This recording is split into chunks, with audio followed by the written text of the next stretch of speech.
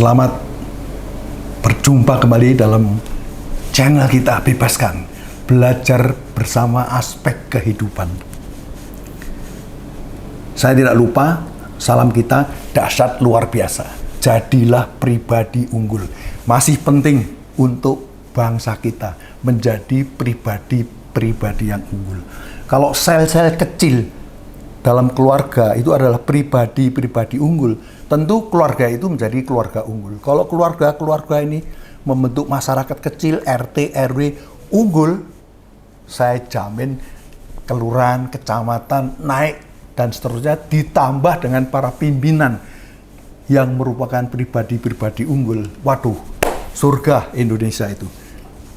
Hidup kita nyaman, tenang, sejahtera. Jadi tidak ada hambatan, tidak ada kesulitan, tidak ada saling fitnah, maki-maki dan sebagainya. Tenang kita. Oke, kesempatan ini saya juga perlu menyampaikan stroke negatif ini sebagai koreksi. Bukan berarti ingin menjatuhkan, menghancurkan satu pihak atau lembaga, tapi karena saya terus terang mencintai lembaga ini, yaitu kepolisian. Polisi ini jelas memiliki fungsi tugas yang begitu berat, dari ujung atas sampai ke tingkat-tingkat di polsek, bahkan sampai pospol, pos polisi, di unit-unit yang paling kecil. Nah, dalam rangka itu, memang sekarang ini banyak sorotan. Kebetulan kejadian yang di Semarang misalnya, di Bogor, itu saya kira merupakan titik untuk introspeksi, koreksi diri. Berarti harus ada kontemplasi lah sebagai lembaga. Kenapa bisa demikian? Nah, kasus di Semarang adalah intinya adalah penembakan seorang siswa SMK kalau nggak salah, tapi meninggal akhirnya. Jadi menurut saya, sepengetahuan saya, sependek yang saya tahu, belajar hukum sekian lama, fungsi polisi kecuali BRIMOB atau yang sedang menangani terorisme, itu memang mereka punya hak untuk melumpuhkan pelaku tindak pidana, tapi tidak mematikan. Nah, ini penting.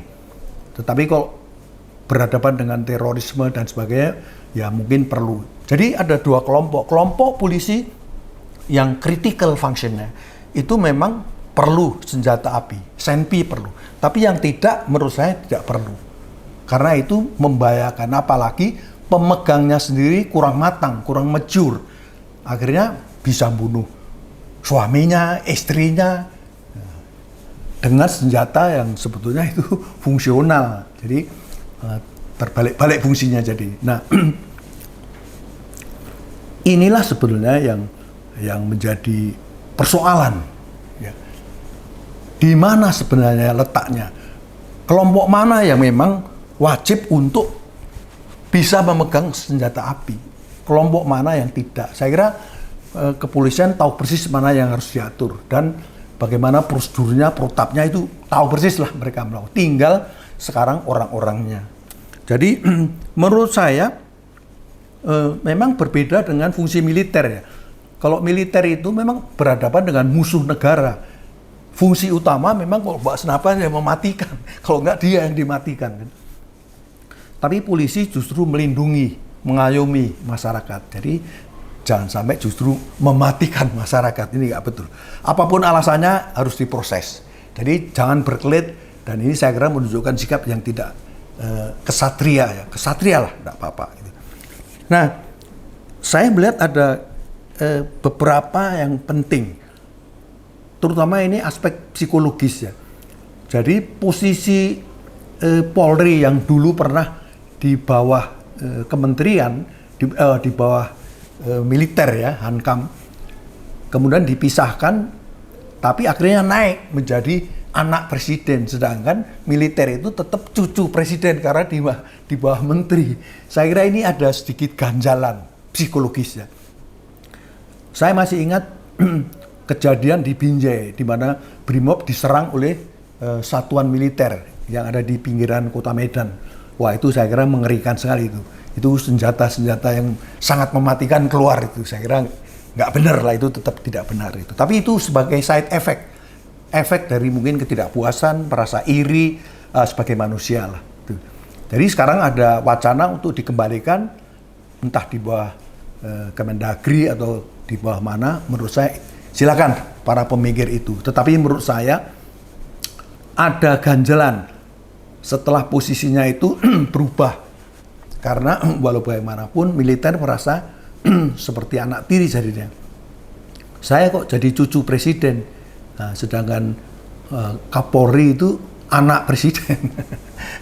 Itu tingkatannya sudah seolah-olah relatif jadi degradasi.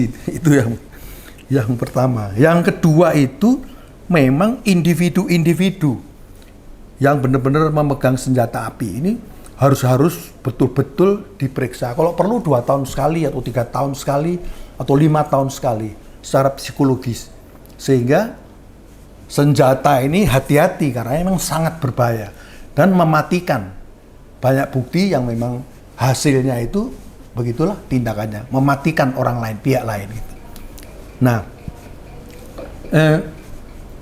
kejadian belakangan juga agak mengejutkan bahwa seorang anggota Polri itu tega membunuh ibu kandungnya.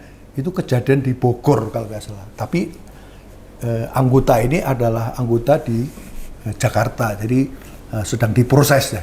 Tapi menurut saya inilah bukti bahwa kehandalan individu, kepribadian kuat dia sebagai pribadi untuk memegang sesuatu yang sangat berbahaya, tapi memang penting, itu harus terus dievaluasi, tidak boleh dilonggarkan. Karena orang itu bisa up and down. Dalam situasi dia turun, kondisinya melakukan kesalahan-kesalahan yang fatal gitu. Nah, inilah. Jadi kembali lagi persoalannya adalah polisi bisa melumpuhkan kecuali tugas-tugas tertentu ya. Itu bisa mematikan.